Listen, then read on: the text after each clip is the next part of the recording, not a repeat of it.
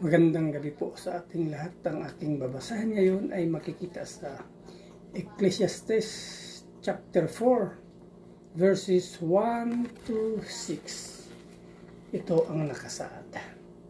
Iginala ko ang aking paningin sa buong daigdig at nakita ko ang kawalan ng katarungan. Ang mga inaapi ay lumuluha ngunit walang tumulong sa kanila sapagkat makapangyarihan ang sumisiil sa kanila. Dahil dito, naisip kong mas mapalad ang mapatay kaysa mga buhay. Ngunit higit na mapalad ang mga hindi na isinilang sapagkat hindi na nila makita ang kasamaan sa mundong ito. Nakita ko rin ang tao'y nagpapakapagod upang mahigitan ang kanyang kapwa, ngunit naman ay walang kabuluhan. Tulad lang ng paghahabol sa hangin, sinasabi nilang mangmang lamang ang manghahalokip-kip ng kamay at magpakamatay sa gutom. Ngunit mas mabuti pa ang isang dakot na may katahimikan kaysa dalawang dakot ng pagpapagod at paghahabol sa hangin. Yun lang po, maraming salamat. God bless. Isang mapayapang gabi po sa ating lahat. Ang akin po ibabahagi ngayong gabi ay mula po sa Aklat ng Mga Ngaral, Kabanata 4, sa talata 7 hanggang 8. Ito po ang nakasaad. Mayroon pang ibang mga bagay sa mundong ito na nakita kong walang kabuluhan. Isang taong nag-iisa sa buhay, walang kaibigan ni kamag-anak, walang tigil sa pagtatrabaho. Wala siyang kasiyahan, ni hindi niya tinatanong sa sarili kung kanino mauwi ang kanyang pinagpaguran. Ito man ay walang kabuluhan, isang miserabling pamumuhay. Ito po ang nakasaad sa banal na kasulatan. Ibigay po natin lagi ang pinakamataas na papuri, pasasalamat sa ating Ama Lumikha. Amin. Isang mapagpalang gabi po sa ating lahat. Ang akin pong babasahin niyo mula sa libro ng Mga Ngaral, chapter 4, verses 9 to 12. Mas mabuti ang may kasama kaysa mag-isa. Mas marami silang magagawa kapag nadapa ang isa sa kanila. Maitatayo siya ng kanyang kasama. Kaya nakakaawa ang taong nag-iisa na nadadapa, dahil walang tutulong sa kanya. Kapag malamig, maaari kayong matulog ng magkatabi, at pareho kayong maiinitan. Pero kung nag-iisa ka, paano ka maiinitan? Madali kang matalo kung ikaw ay nag-iisa.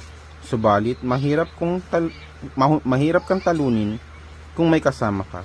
Tulad din ng lubid na may tatlong pilipit na hibla, mahirap itong malagot. Amen. God bless po. Hello po, ang aking Bible verse for today is from the book of Ecclesiastes, chapter 4, verses 13 to 14. Ang isang batang mahirap ngunit matalino ay mabuting di hamak kaysa sa isang matandang haring mangmang na ayaw nang tumanggap ng payo. Ang batang iyon ay maaaring maging hari mula sa bilangguan o kahit siya'y ipinanganak na mahirap. Amen. Ang mabuting balita ng ating Panginoon. Muli po, isang mapagpalang araw po muli, no, sa ating lahat. At tayo po ay nasa Ecclesiastes, no, chapter 4, verse 15 to 16. So sabi po dito, nakita ko ang lahat na nabubuhay na nagsisilakad sa ilalim ng araw, na sumama sa kabataang pumapalit sa hari. Walang katapusan ang lahat ng taong pinangungunahan niya, gayunman ang mga darating pagkatapos niya ay hindi rin magagalak sa kanya. Tunay na ito man ay walang kabuluhan at paghabol sa hangin. So dito makikita po natin, no, na inilarawan po ni Solomon, no, kung gaano kabilis, no, magbago yung panahon, yung katanyagan, yung suporta ng mga tao. So yung isang batang pinuno ay maaring tangkilikin ng marami, no, at pumalit sa hari. Ngunit paglipas po ng ilang panahon, siya rin po ay makakalimutan at papalitan ng iba. So ipinapakita po dito yung katanyagan, kapangyarihan at papuri ng tao ay talaga pong pansamantala. So makikita po natin dito sa ating binasa, no, yung katanyagan po ay talagang panandalian lamang po siya. Yung palakpakan ng tao ngayon, maaaring mapalitan ng paglimot bukas. Kaya wag po tayo mabuhay, no, para sa papuri ng tao, kundi para sa kaluguran ng Diyos. So dito makikita din po natin, no, yung pamumuno po, no, talagang ay may isang pananagutan, hindi isang titulo. Ang isang mabuting pinuno ay dapat maging mapagkumbaba at tapat. So gamitin po yung posisyon upang maglingkod, hindi upang magpasikat.